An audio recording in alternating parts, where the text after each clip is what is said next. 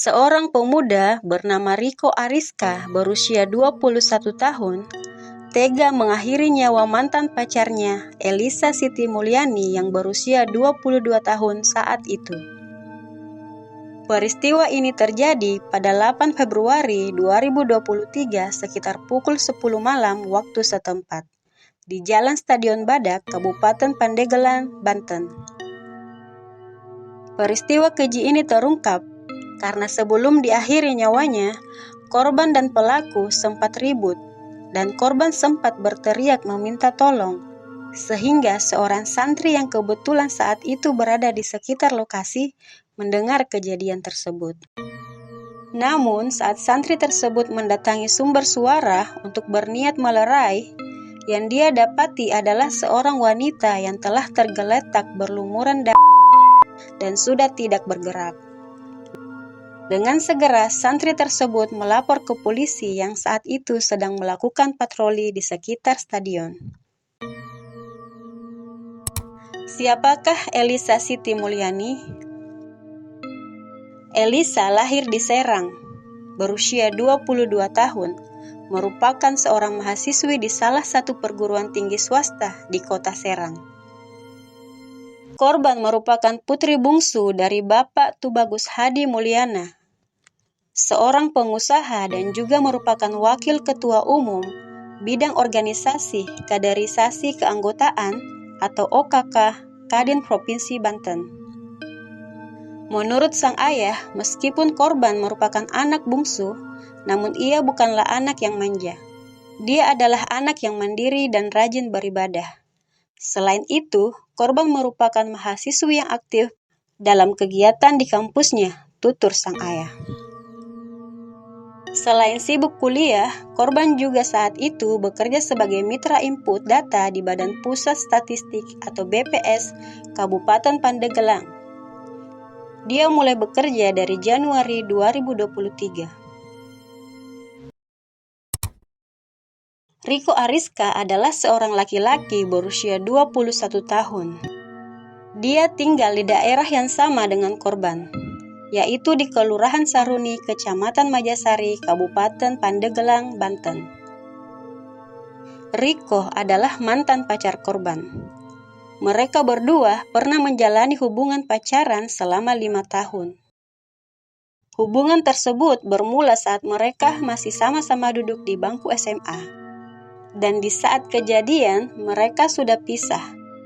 Dan dikabarkan korban sudah memiliki kekasih lain saat itu. Namun, meski sudah berpisah, pelaku masih tetap mengejar cinta korban. Ia berusaha mendapatkan cinta korban kembali. Menurut sumber, pada tanggal 8 Februari pagi sebelum kejadian di malam hari, pelaku sempat datang ke rumah korban. Ia bertemu ayah korban dan meminta bantuan agar ia bisa kembali dengan korban. Pelaku memohon agar ayah korban menjadi perantara bagi dirinya dan korban untuk bisa berbaikan, karena pelaku tidak bisa melupakan korban. Namun saat itu ayah korban tidak mengiyakan langsung keinginan pelaku, karena ia ingin menanyakan terlebih dahulu permasalahan mereka ke korban. Kronologi kejadian. Korban yang memiliki kebiasaan pulang bekerja sekitar jam 10 malam tidak sengaja berpapasan dengan pelaku di jalan, di mana saat itu pelaku baru saja pulang dari kegiatannya menyetrum ikan di Sungai Balapunah. Menurut sumber, saat itu pelaku hendak pulang ke rumahnya, dan di jalan ia tidak sengaja bertemu dengan korban yang juga sedang mengendarai motor. Pelaku yang melihat korban meminta korban untuk berhenti dan mengobrol, dan saat itu korban mengiyakan keinginan pelaku untuk mengobrol. Tidak diketahui isi obrolan dari keduanya saat itu. Namun hal tersebut membuat mereka berdua cekcok dan menimbulkan keributan. Hingga akhirnya sang pelaku emosi dan mencekik leher korban dari arah bagian belakang, sambil menutup mulut korban. Serangan tersebut membuat korban terjatuh. Namun meski terjatuh, korban tidak tinggal diam. Ia mencoba sekuat tenaga untuk melawan dengan menggigit tangan pelaku. Meski akhirnya korban kalah tenaga oleh pelaku. Saat tubuh korban lemas, pelaku menyeret tubuh korban dari pinggir jalan menuju ke semak-semak. Dan di saat bersamaan, pelaku melihat sebuah kloset bekas di sekitar lokasi. Dan tanpa pikir panjang, pelaku segera menyerang korban dengan menggunakan kloset tersebut sebanyak 2 kali ke arah leher. Sehingga leher korban terluka dan mengeluarkan banyak. Setelah melihat korban tidak lagi bergerak, pelaku segera meninggalkan lokasi kejadian dengan membawa barang-barang korban, seperti handphone dan laptop, serta menyembunyikan motor korban ke semak-semak sekitar dengan niat untuk menyembunyikan barang bukti. Tubuh korban yang berlumuran ditemukan santri yang segera melaporkan kejadian tersebut kepada polisi yang sedang patroli di sekitar stadion. Setiba di lokasi, polisi mengecek TKP dan tubuh korban langsung dibawa ke rumah sakit untuk keperluan otopsi. Polisi dengan berbekal informasi dan keterangan dari saksi yang mengatakan melihat terduga pelaku pergi dengan menaiki motor NMAX biru ke arah Cipacung, membuat polisi segera melakukan pencarian dengan menyisir rute yang disebutkan para saksi.